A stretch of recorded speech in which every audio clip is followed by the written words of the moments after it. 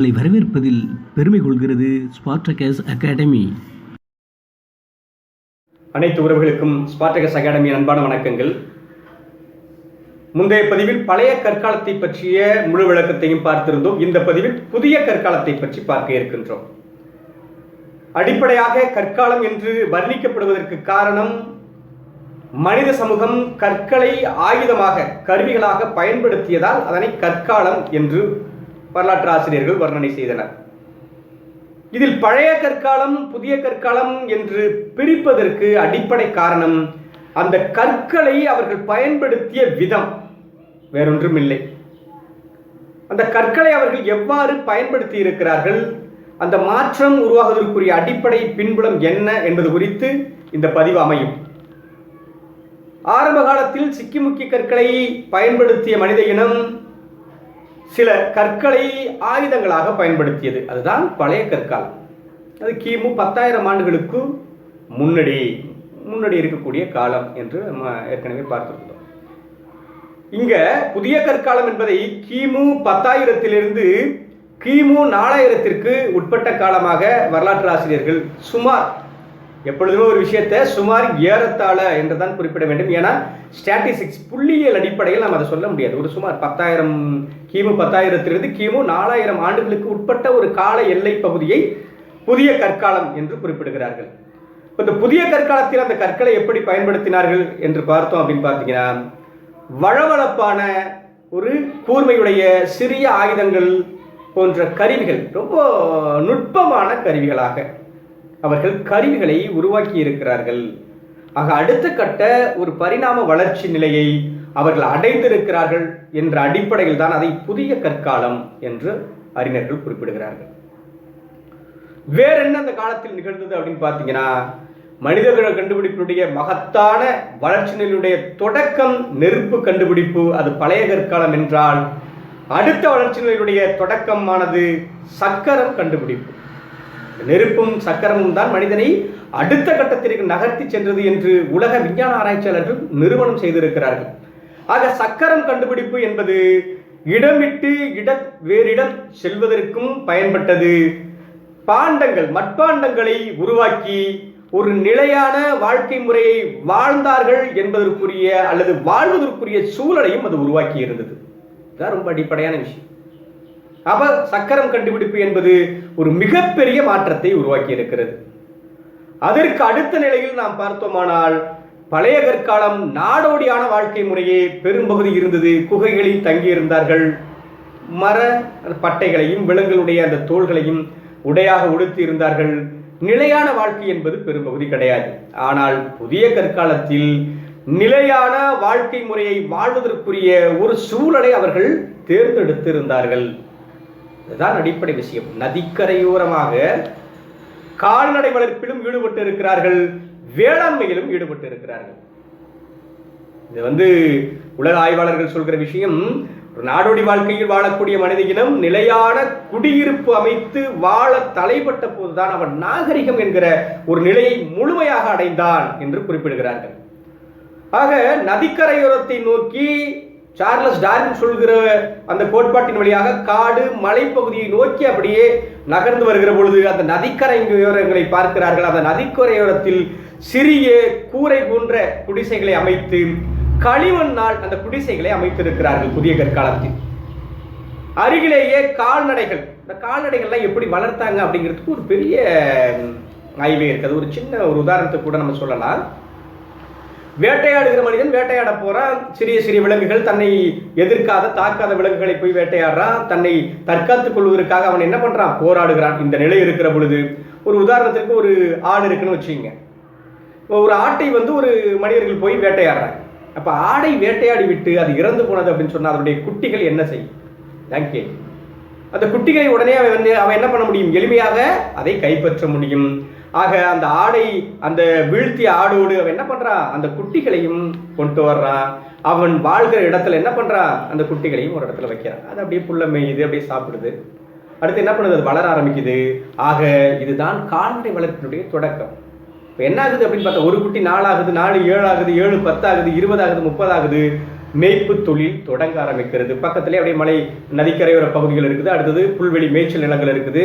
அந்த இடத்துல இப்போ என்ன பண்ணுறோம், அந்த ஆடுகளை கட்டி கொண்டு இன்றைக்கும் அந்த நடைமுறை பழக்கம் பாலே புதிய கற்காலத்தில் இருந்த பழக்கம் இன்றளவும் பெரும்பாலான மக்களிடத்தில் இந்தியாவில் வழங்கி வருகிறது. ரொம்ப முக்கியமான உலக நாடுகள் முழுவதுமே, குறிப்பாக இந்தியா தமிழகம் சார்ந்த பகுதிகள் எல்லாம் இன்னைக்கு இருக்குது. ஆடு வளர்க்குறது ஒரு சாதாரண ஒரு பாரம்பரியமான ஒரு செயலாகவே மாறி இருக்கிறது. நகர பகுதிகளில் மட்டும்தான் இல்லை, அதுவும் அதற்கான சூழல் அமையலை. ஆக அந்த ஆடு மாடுகளை என்ன பண்றாங்க, ஒரு ஆடு வளர்க்கிறாங்க, அது தேவையின் அடிப்படைக்குள்ள என்ன பண்றாங்க, அதை நாளடைவில் உணவாக மாற்றிக்கொள்கிறார்கள். அப்படிதான் கோழி வளர்க்க ஆரம்பிச்சா, அப்படிதான் மாடை வளர்க்க ஆரம்பிச்சா, இப்படிதான் இந்த கால்நடை வளர்ப்பு போகுது. இந்த கால்நடை வளர்ப்பு எங்க கொண்டு போய் நிறுத்துது அப்படின்னு பாத்தீங்கன்னா, ஆண் பெண் இருவரும் வேட்டையாடுகிற ஒரு சூழலை தாண்டி பெண்கள் குடும்பத்தை பராமரிக்கக்கூடிய சூழலாக, அது ஒரு சிறு கிராமமாகவே மாறுவதற்குரிய இனக்குழு சமூகம் ஒரு குறிப்பிட்ட குழுவாக வாழ்வதற்குரிய ஒரு சூழல் உருவாகுது. அடுத்தது என்ன நிகழுது அப்படின்னு பார்த்தீங்கன்னா, அங்கே இருக்கக்கூடிய ஆடு மாடுகளை என்ன பண்றான், வளர்ப்பதற்குரிய சூழல் உருவாகுது. அதை பெண்களே பார்த்து கொள்ள வேண்டிய தேவை ஏற்படுது. ஆக பெண்களே என்ன பண்றாங்க, வீட்டு பணியையும் செய்து கொண்டு அப்படியே அந்த கால்நடை வளர்ப்பிலும் பெரும்பகுதி ஈடுபடுகிறார்கள். ஆண்களும் ஈடுபடுகிறார்கள், பெண்கள் ஈடுபடுகிற ஒரு சூழல் இருக்குது. இதை தாண்டி ஆண்கள் வேட்டையாடுகிற தொழிலில் இன்னும் நுட்பமாக கற்கருவிகளை, பல வகையான கருவிகளை கண்டுபிடித்ததுனால என்ன பண்றாங்க அப்படின்னு பார்த்தீங்கன்னா, நுட்பமாக போய் வேட்டையாடி பொருட்களை கொண்டு வருகிற ஒரு சூழல் உருவாகுது. அந்த புல்வெளி மேய்ச்சல் வாழ்க்கை முறையோடு அடுத்ததாக சிறு சாகுபடி முறை மலை சார்ந்த பகுதிக்குள்ள தான் தொடக்கத்தில் நிகழ்ந்திருக்கும். ஒரு செழிப்பான இந்த புல்வெளி பிரதேசங்கள் தான் நிகழ்ந்திருக்கும் என்று அறிஞர்கள் குறிப்பிடுகிறார்கள். இப்போ சிறு சாகுபடி முறையும் அங்கு உருவாக ஆரம்பிக்குது. இப்போ சிறு சாகுபடி முறையும் பெண்கள் கவனித்துக் கொள்கிறார்கள், கால்நடை சார்ந்த விஷயங்களையும் பெண்கள் கவனித்துக் கொள்கிறார்கள். இப்படி ஒரு போக்கு இருக்குது. உதாரணத்துக்கு ஒரு ஆய்வாளர் கொல்லிமலை பற்றி ஆய்வு மேற்கொண்டிருக்கிறார். அவர் சில விஷயத்தை சொன்னார். ஒரு வேட்டையாட போகிற பொழுது அந்த வேட்டை நிகழ்வு எப்படி நடக்கும் அப்படின்னு பார்த்தா, வீட்டில் அந்த பெண்கள் என்ன பண்ணுவாங்க, அந்த சிறு சாகுபடி முறையை கவனிச்சுக்கிறாங்க. ஆண்கள் வேட்டையாடி போயிட்டு வருவாங்க. அந்த வேட்டையாடிட்டு வந்தா யாரு வேட்டையாடுகிறார்களோ அவர்களுக்கு அந்த ஒரு 4 ஆடை வேட்டையாடுகிறாங்கன்னு வச்சுங்களேன். அது ஒரே ஆள் அந்த 4 ஆட்டையும் அந்த ஆடுகளை வேட்டையாடி இருந்தா என்ன பண்ணுவாங்கன்னா, தலையை அந்த ஆட்டினுடைய தலையை அவங்களுக்கு கொடுத்துறது. யாரு வேட்டையாடினார், யாரு வீரம் மிகுந்தவனாக இருந்து வேட்டையாடினா அவனுக்கு அந்த தலையை கொடுத்துறது. பிறருக்கு என்ன பண்ணுவாங்க, மொத்தமாக சமமாக பகிர்ந்து கொள்வது. இந்த பழக்கம் இன்றும் நரிக்குறவர் மக்களிடம் இருக்கிறது. அந்த பண்பாடு, அந்த பொதுவுடைமை சார்ந்த கருத்தில் இன்றும் நரிக்குறவர்கள் வேட்டையாடுகிற ஒரு சூழலை, இந்த வேட்டையாடுகிற சமூக சூழலுடைய அந்த மரபை அவர்கள் இருக்கிறாங்க. இரவு நேரங்களில் போறாங்க. நாங்கள் அவர்களோடு போய் நம்ம ஆய்வு மேற்கொள்கிற பொழுது சில தகவல் கிடைச்சிச்சு. அங்கே போனோம் அப்படின்னா அந்த நரியை வேட்டையாடுவாங்க. வேட்டையாடி என்ன பண்ணுவாங்க, சம பங்கிட்டு தான் உணவு உட்கொள்ளுவாங்க. அதனால தான் அவர்களுக்கு பேரே அந்த சமூகமாக பெயர் உருவாடுச்சு. அது மாதிரி இந்த வேட்டையை பற்றி இன்னும் சில குறிப்புகளை சொல்லணும் அப்படின்னா, ஆதியர் சமூகம் என்று சொல்லக்கூடிய சமூகம் இருக்காங்க. அது ஆதியர் சமூகத்தை சார்ந்தவர்கள் இன்றும் வேட்டையாடுகிற வழக்கம் கொண்டவர்களாக இருந்தார்கள். அவர்கள்ட்ட நம்ம ஆய்வுக்கு போகும்பொழுது சில கருத்தியல் கிடைச்சிச்சு. என்ன நடந்துச்சு அப்படின்னு பார்த்தீங்க அப்படின்னா, அங்கே பல நாய்களை பழக்குவார்கள். இதுதான் புதிய கற்காலத்தில் தொடங்கின விஷயம். முதல்ல ஆடு மாடுகளை அவன் பழக்க கற்றுக்கொண்டு அவன் கால்நடை வளர்ப்பில் ஈடுபட்டாலும் முதலில் பழக்கிய விலங்கு நாய் என்று குறிப்பிடப்படுகிறது. அந்த நாய் தான் இன்னைக்கும் இன்றளவும் வீட்டை பாதுகாத்துக் கொண்டு மனிதர்களுக்கான ஒரு ஏவலராக இருந்து கொண்டிருக்கிறது. இப்போ முதலில் புதிய கற்காலத்தில் என்ன பண்ண மனிதர்கள் இந்த நாயை பழக்கப்படுத்திருக்கிறார். அது இன்றளவும் ஒரு சில இடங்கள்ல இருக்குது. உதாரணத்திற்கு மலை சார்ந்த பகுதிக்குள்ள இன்று வேட்டை, குறிப்பா மானாமதுரை போன்ற பகுதிக்குள்ள அணில் வேட்டைகளுக்காக ஒரு 3-4 நாய்களை வளர்க்கக்கூடிய ஒரு சூழலா இருக்குது. இப்பதான் குறைந்து வந்திருக்குது. ஆதிர் சமூகத்துல அந்த ஒரு ஆய்வு போய் அவர்கள்ட்ட மேற்கொள்ளும் பொழுது அவங்க சொல்றாங்க, இந்த நாய் எப்படி போய் வேட்டையாடும்பா அப்படின்னு சொல்லி விவாதிக்கிற பொழுது அவர்கள் சில கருத்தியலை முன்னிறுத்தினார்கள். ஒரு செங்கல் சூளைகள் எல்லாம் இருக்கு பாத்தீங்களா, அந்த பகுதிக்குள்ள போனோம் அப்படின்னு சொன்னா அங்க என்னென்ன உயிரினங்கள் இருக்குது, ஒரு உதாரணத்துக்கு ஒரு உடும்பு இருக்குது அல்லது ஒரு பாம்பு இருக்குது, என்ன உயிரினம் இருக்கோ அதற்கு தகுந்தாற் போல அந்த நாய்கள் குலைக்குமா. வேற சில உயிரினங்கள் அது போய் அட்டாக் பண்ற உயிரினங்களா இருந்துச்சுன்னா அது போய் என்ன பண்ணும், அந்த நாய் போய் உடனே போய் அட்டாக் பண்ணி பிடிச்சு கொண்டாந்து யார் அவனுடைய ஓனர், அந்த தலைவன் யாரோ அவன்கிட்ட ஒப்படைச்சோம். சரிங்களா. அடுத்தது அவன் என்ன பண்ணுவான், இவன் பாதி சாப்பிட்டு அது மிச்சம் மீதி அந்த நாய்க்கு கொடுப்பான். இப்படித்தான் அந்த வேட்டை சமூகத்தினுடைய போக்கு தொடர்ந்து வந்திருக்கு. சரிங்களா. இது அடுத்த கட்ட வளர்ச்சி நிலை இன்றளவும் இருந்திருக்கு. அது பழைய கற்காலத்திலிருந்து தொடங்குச்சு, புதிய கற்காலத்தில் இன்னும் கூடுதலாக மாறியது. அப்ப இன்னும் கருவிகளை அவன் உற்பத்தி பண்ணியிருந்தான். இப்ப அந்த நாய்கள் இதுலேயே ஒரு உதாரணத்துக்கு கூட இதுல பாம்பு இருந்துச்சு அப்படின்னு சொன்னா அந்த நாய் கிட்ட போகாதான். இப்படியான ஆய்வு தரவுகள்லாம் நமக்கு கிடைக்குது. ஆக வேட்டை சமூக வாழ்வு இன்றளவும் தொடர்ந்து கொண்டிருக்கிறது. அதே காலச்சூழல்ல மீன் பிடித்தல் என்கிற ஒரு சூழல் நிகழ்ந்திருக்கிறது. சரிங்களா. அப்ப கால்நடை வளர்ப்பு நடந்திருக்குது, அடுத்தது சிறு சாகுபடி முறை நடந்திருக்குது, மீன் பிடிக்கிற பழக்க வழக்கங்கள் உருவாகிருக்குது.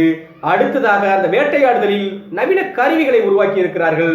உணவு என்பது உற்பத்தி செய்து வாழ்ந்து உணவை உட்கொள்கிற ஒரு சூழல் உருவாயிருக்கு. அப்ப அடிப்படையாக உணவு உணவுல தென்னக பகுதியை தான் நெல் சொல்றாங்க. அப்ப கோதுமை, பார்லி போன்ற உணவுகளை அவர்கள் உட்கொண்டிருக்கிறார்கள். அவர்கள் உற்பத்தி செய்திருக்கிறார்கள். காளிபங்கன் போன்ற இடத்துல சிந்து சமவெளியை சார்ந்து இருக்கக்கூடிய காளிபங்கன் போன்ற இடங்கள்ல அந்த கோதுமை போன்ற அந்த விவசாயம் செய்த அந்த குறிப்புகள், அதாவது சிந்து சமவெளியை சார்ந்து அந்த இருக்கக்கூடிய அந்த பகுதிகளில் இருந்ததாக குறிப்பிடப்படுகிறது. நம்ம தென்னக பகுதிக்குள்ளே நிறைய செய்திகள் இருக்கு. ஒரு ஒரு ஓவியம் ஒன்று இருக்குது. ஒரு பெண் என்ன பண்றாங்க, ஒரு பக்கம் அறுவாளை கையில் வைத்துக் கொண்டு இன்னொரு பக்கம் அந்த நெற்கூடுகளை, அந்த நெல்லை என்ன பண்றாங்க, அறுத்து அது கையில் வைத்திருந்த குறியீடுகள் எல்லாம் தென்னக பகுதியில் இருக்குது. இது மாதிரி பல நிகழ்வுகள், பல செய்திகள் நம்ம புதிய கற்காலத்தோடு வருகிறது. வேட்டை சமூகம் என்றாலும் பழைய கற்காலத்தில் வேட்டை சமூகமாக இருக்கிறவன் புதிய கற்காலத்தில் நவீன கருவிகளை உருவாக்கி கொண்டு ஒரு புதிய வேட்டையாடல் முறையை மேற்கொண்டிருக்கிறான் என்கிற குறிப்புகள் வருது. அடுத்ததாக அந்த உணவுகளை பாதுகாப்பதற்கும் பதப்படுத்துவதற்கும் அதை பக்குவப்படுத்துவதற்கும் மட்பாண்டங்களை உருவாக்கி இருக்கிறார்கள் என்பது மிக சிறப்பான ஒரு அடுத்த கட்டம். அப்ப தானி சேமிப்பு. இப்போ சேமிப்பு நிலை. அதுக்கு முன்னாடி நாடோடி வாழ்க்கை கிடைக்கிறது, சாப்பிட்றான், அப்படியே அப்படியே போறான் வர்றான், ஏதோ ஒரு இடத்துல போய் படுகிறான், அவ்வளோதான், புகையில போய் உறங்குறான். இப்போ தானியங்களை சேமிக்கக்கூடிய பழக்கம் உருவாக்குகிறது. அது என்னவா மாறுது அப்படின்னு பார்த்தீங்கன்னா சேமிப்பினுடைய தொடக்கமாக மாறுகிறது. அப்போ ஒரு இனக்குழுவாக வாழக்கூடிய தேவை ஏற்படுது. அங்கு மொழியினுடைய வளர்ச்சியும் மேம்பாடு அடைந்து வருகிறது. உழைப்புக்கான உற்பத்தி கருவி வருது. ஒரு பொதுவை சார்ந்த வாழ்க்கை போக்கில் இந்த மக்கள் என்ன பண்றாங்க, அவங்களுக்கான சில தானிய சேமிப்புகளை மட்டும் அவர்கள் வச்சுக்கிறாங்க. கால்நடை வளர்ப்புங்கிறது வருது. அதனுடைய வளர்ச்சி தமிழகத்தில் நீங்க பார்த்தீங்க அப்படின்னா தொல்காப்பியர் சொல்றாரு, ஆணினை கவர்தல் ஆணினை மீட்டலுக்கான போர்னு சொல்லி. அதாவது மாடுகளை கவர்தல். ஒரு குரூப் போய் தெரியாம போய் அட்டாக் பண்ணி ஆணினைகளை கவர்ந்து வரும் அப்படின்னா இன்னொரு குரூப் போய் அட்டாக் பண்ணி என்ன பண்ணும், ஐயோ நம்மளுடைய மாடுகளை கவர்ந்து விட்டார்கள் சொல்லி போய் கொண்டு வருவோம். அதுக்கு பேரு வெச்சி கரந்தை என்று சொல்லப்படுகிறது பழந்தமிழகத்தில். இது ஆதி காலத்தில் அந்த வளர்ப்பு முறையில் ஈடுபடுறதுனால இனக்குழுக்களுக்கான சண்டை முறைகள் தான் இந்த அடுத்த கட்ட நகர்வு அந்த தொல்காப்பியம் சொல்லக்கூடிய இந்த பண்டைய தமிழகத்திலும் நிகழ்ந்திருக்கிறது என்பதை நம்ம இந்த இடத்துல சொல்ல வேண்டிய ஒரு தேவை இருக்குது. ஆக நாயை பழக்கி இருக்கிறான், கால்நடை வளர்ப்பில் ஈடுபட்டு இருக்கிறான், உணவுகளை தயார் பண்ணியிருக்கிறான், சிறு சாகுபடி முறை மட்டுமல்லாமல் அதை பாதுகாப்பதற்குரிய களங்களை உருவாக்கி இருக்கிறார்கள். அடுத்ததாக நம்ம பார்த்தோம் அப்படின்னு சொன்னா இறந்தவர்களை புதைக்கக்கூடிய வழக்கம் கொண்டவர்களாக இருந்திருக்கிறார். பழைய கற்காலத்துல பாத்தீங்க அப்படின்னா இறந்தவர்கள் என்ன பண்ணுவாங்க, விலங்குகளுக்கு போட்டுருவாங்க, அது பாட்டுக்கு உட்கொண்டுட்டு உணவு சாப்பிட்டுட்டு போயிடும். ஆனா புதிய கற்காலம் என்ன ஆகுதுன்னா இறந்தவர்களை புதைக்கக்கூடிய பழக்கம் இருந்திருக்குது. அவர்களோடு கூட இருக்கக்கூடிய விலங்குகளையும் சேர்த்து புதைக்கக்கூடிய ஒரு பழக்கமும் இருந்திருக்கு. அப்ப புதைக்கக்கூடிய பழக்கம் புதிய கற்காலத்தினுடைய பழக்கம். அது ஒரு மரபு, ஒரு பண்பாடாக உருமாறுகிறது. யாரும் மற்ற விலங்குகள் அதை அடிச்சு சாப்பிடக்கூடாது, நம்மளுடைய முன்னோர்களை, நம்மோடு கூட இருந்தவர்களை சாப்பிடக்கூடாது என்கிற ஒரு எண்ணம் அவர்களுக்கு உருவாயிருக்கிறது. ஆக இதில் என்ன ஆகுதுன்னா கூட இருக்கக்கூடிய விலங்குகளையும் அவர்கள் என்ன பண்றாங்க, சேர்ந்தே புதைக்கக்கூடிய ஒரு சூழல் எப்படி நிகழுதுன்னா அவர்களோடு ஒன்றி பழகிய அவர்களுக்கான தேவையை பூர்த்தி செய்த நாய் போன்ற விலங்குகள். இதுவும் நம்ம நடுகள் வழிபாட்டு முறையில தமிழகத்தில் நடுகள் வழிபாட்டு முறை, நாய்க்கு நடுகள் வழிபாட்டு முறை நிகழ்த்தக்கூடிய ஒரு வீரனுக்கு நடுகள் வழிபாட்டு முறை பண்ணுவாங்க.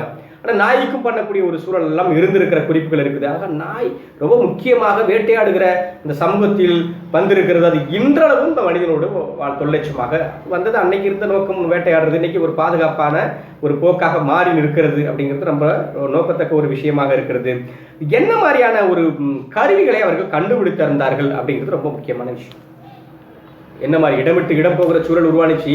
அவர்கள் கண்டுபிடித்த கருவிகள் என்ன நடந்திருக்கா, கோடாரிகள். இன்னைக்கு ஒவ்வொரு வீட்லையும் கிராமப்புறத்துல தான் இருக்கும். அதுவும் கிராமப்புறத்துல இப்போ குறைஞ்சிருச்சு.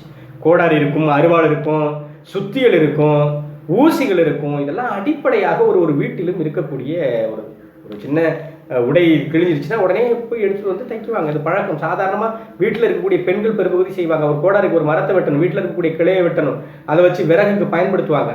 இன்னைக்கு வேற மாதிரியான ஒரு சூழல் மாறி இருக்குது. பெரும்பகுதி மக்கள் ரொம்ப ஆய்வு பண்ணி பார்த்தீங்கன்னா புதிய கற்காலத்தில் இருந்த மக்கள் எப்படி இருந்தார்களோ அதே மாதிரியான வாழ்க்கை முறையை இன்றளவும் பெரும்பகுதி வாழ்கிறார்கள் என்பது ரொம்ப நோக்கத்தக்க விஷயமாக இருக்கிறது. சரி, அது ஒரு புறம் இருக்கட்டும். இங்க கோடாரி, எலும்பு கைப்பிடிகள், எலும்பிலான கைப்பிடிகளை அவர்கள் எலும்புகளை பயன்படுத்தி இருக்கிறார்கள். தூண்டில் முள்ளை பயன்படுத்தி இருக்காங்க. மீன் பிடிப்பதற்கு தூண்டில் முள் பயன்படுத்துறோமா, தூண்டில் முள் பயன்படுத்திருக்காங்க. ஊசிகள், வெட்டுகிற கருவிகளை பயன்படுத்தி இருக்கிறார்கள் என்கிற குறிப்புகள் கிடைக்குது. இன்னும் குறிப்பா சொல்லணும்னா கையளவிலான ஆயுதம், கையில வச்சுட்டு வளரியெல்லாம் சொல்றோமா இல்லையா, இது தொடக்க காலத்துல கையில் இருக்கக்கூடிய ஆயுதமாக அதை வீசி அதை எதிரியை வீழ்த்தக்கூடிய ஆயுதமாகவும் வேட்டையாடுவதற்கு பயன்படக்கூடிய ஆயுதமாகவும் இருந்திருக்கலாம் என்கிற ஒரு சிந்தனை இருக்கு. அது வீட்டிலே பயன்படுத்தக்கூடிய கையளவு ஆயுதங்கள் இருந்திருக்குது. வில் போன்ற நீண்ட ஆயுதங்கள் இருந்திருக்குது. ரொம்ப முக்கியமான விஷயம். ஆரம்ப காலத்துல மனிதன் அவன் எவ்வளவு அளவு இருக்கானோ அவனை தாண்டி ஆயுதங்களை வச்சிருந்தான். இனக்குழு வாழ்க்கை முறையை அதை தான் சொல்றான். அந்த வாழ்க்கை முறையில பெரிய ஆயுதங்களும் வைத்திருந்தார்கள் அவர்கள். ரொம்ப முக்கியமான விஷயம். சிறிய ஆயுதங்களையும் பயன்படுத்தி இடத்திற்கு தேவைக்கு தகுந்தார் போல பயன்படுத்தி இருக்கிறார்கள் என்கிற குறிப்பு தான் ரொம்ப மிகுந்த முக்கியத்துவம் பெற்ற ஒரு விஷயமாக இருக்குது. செதுக்கப்பட்ட கல் போன்ற அந்த பட்டை, ஒரு பட்டையா சரியா ஒரு கோடாரி இருக்கு அப்படின்னு சொன்னா, ஒரு அறுவாள் இருக்கா எப்படின்னா எப்படி இருக்குமோ அது மாதிரி பட்டை தீட்டப்பட்ட அந்த பொருட்களை வைத்திருக்கிறார்கள். துளை கருவிகளை பயன்படுத்தி இருக்கிறார்கள். இப்போ துளை அப்படின்னு பார்த்தீங்கன்னா ஊசி கருவி பார்த்தோம்னா ஊசியில சின்ன துளை இருக்குதுங்களா இல்லையா? அப்போ துளையில வந்து நம்ம என்ன பண்றோம், நூல் கோர்த்து கோக்குறோம். அப்போ துளையிடப்பட்ட கருவிகளை எப்படி உருவாகி இருக்க முடியும் அப்படின்னா என்ன பயன்பாடை நோக்கி உருவாக்கி இருக்க முடியும் என்கிற கேள்விகள் எல்லாம் இருக்குது. ஆக நவீன ஒரு வேட்டை முறையை அவர்கள் பயன்படுத்துவதற்கும் வீட்டில் பொருட்களை பயன்படுத்துவதற்குமாக என்ன பண்ணியிருக்காங்க, துளையிடப்பட்ட கருவிகளை பயன்படுத்தி இருக்கிறாங்க. அடுத்ததாக சுரண்டும் கருவிகள். எப்படி விலங்குகள் போய் சுரண்டுதோ கீழே உள்ள கிழங்குகளையும் கொட்டைகளையும் அல்லது பூமியை தோண்ட வேண்டும் என்கிற ஒரு தேவை ஏற்பட்டு இருக்குது. ஆக என்ன பண்ணிருக்காங்க, சுரண்டும் கருவிகள் இருந்திருக்கு. ஒரு புதைக்கணும் அப்படின்னா கூட தோண்டணுமா இல்லையா? அப்ப சுரண்டுகிற கருவிகள் அங்கு இருந்திருக்குது. மரத்தை உரிக்கக்கூடிய கருவிகள், வெட்டக்கூடிய கருவிகள் எல்லாம் இருந்திருக்கு. சரிங்களா? இது இல்லாமல் உரல் உலக்கை எல்லாம் இருந்திருக்கு. நெல் குத்தி சாப்பிடுகிற வழக்கம் இன்றளவும் இருக்கு. இன்னைக்கு போற இடம் முழுக்க பார்க்குறோம்.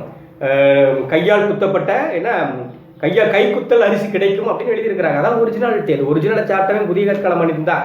இன்னைக்கு நம்ம சாப்பிட்றதுலாம் டூப்ளிகேட்டை சாப்பிட்டுட்டு இருக்கிறோம். செயற்கை முறையிலான உற்பத்தி முறை. அன்னைக்கு வாழ்ந்தது இயற்கை முறையிலான உற்பத்தி முறை. அப்ப அந்த உரல் உலக்கை போன்ற அந்த பழங்காலத்து கருவிகள் பழைய கிராம மக்களிடம், இன்றளவும் சில கிராம மக்களிடம் இருக்கக்கூடிய அந்த கற்கருவிகள், பிற கருவிகள் எல்லாம் என்னெல்லாம் இருக்கோ இதையெல்லாம் புதிய கற்காலத்துல இருந்திருக்கு. தான் அந்த புதிய கற்காலத்தினுடைய அடிப்படை போக்காக இருந்திருக்குது. ஆக இது மாதிரியான ஒரு வாழ்க்கை முறையில் தான் புதிய கற்கால மனிதர்கள் வாழ்ந்திருக்கிறார்கள். சரிங்களா? இப்போ சமைக்க கற்றுக்கொள்றாங்க, நெருப்பு கண்டுபிடிச்சிட்டாங்க, சக்கரம் கண்டுபிடிச்சிட்டாங்க. இடவிட்டு சமைக்க கற்றுக்கொள்றது, அதாவது எப்படின்னா வேக வைத்த உணவை உட்கொள்கிற பழக்கம் உருவாயிருது. அப்போ உற்பத்தி செய்ய அங்கே பழகிட்டாங்க. இடமிட்டு இடம் செல்லக்கூடிய வாய்ப்பு அமைது. அப்போ சக்கரம் கண்டுபிடிப்பு உருவாகிடுது. அடுத்தது வேட்டையாடுதல் நவீன நுட்பத்துக்கு போயிடுறாங்க. கால்நடைகளை வளர்க்கக்கூடிய நிலைக்கு வர்றாங்க. இப்போ நிலையான வாழ்க்கை முறை உருவாகுவதற்குரிய அனைத்து சூழலையும் புதிய கற்கால சமூக சூழல் உருவாக்கி இருக்கிறது என்பதே திண்ணமாக இருக்கிறது. இதுல இன்னும் சொல்லணும் அப்படின்னு பார்த்தீங்கன்னா, தானியங்களை சேமிக்கிறது, இந்த இறந்தவர்களை புதைக்கக்கூடிய அந்த பழக்கங்கள் அடுத்த கட்ட பரிணாம வளர்ச்சியாக குறிப்பிடலாம். இன்னும் ஒரு விஷயத்தை சொல்லணும்னா, மனிதன் நாடோடியா வாழ்றவன் கால்நடை வளர்ப்பில் ஈடுபடுறான். அந்த கால்நடை வளர்ப்பில் எடுத்து அப்படியே சிறு சாகுபடி முறை வருது. இதுதான் அடுத்தது சமவெளி பகுதிக்குள்ள வந்து பெரும் சாகுபடி முறையாக மாறி இருக்கிறது. அதற்குரிய தொடக்கமாக இந்த புதிய கற்கால சூழல் அமைந்திருக்கிறது என்பதே நாம் கண்ட உண்மையாக இருக்கும் என நம்பலாம். நன்றி. அடுத்த பதிவில் சந்திப்போம்.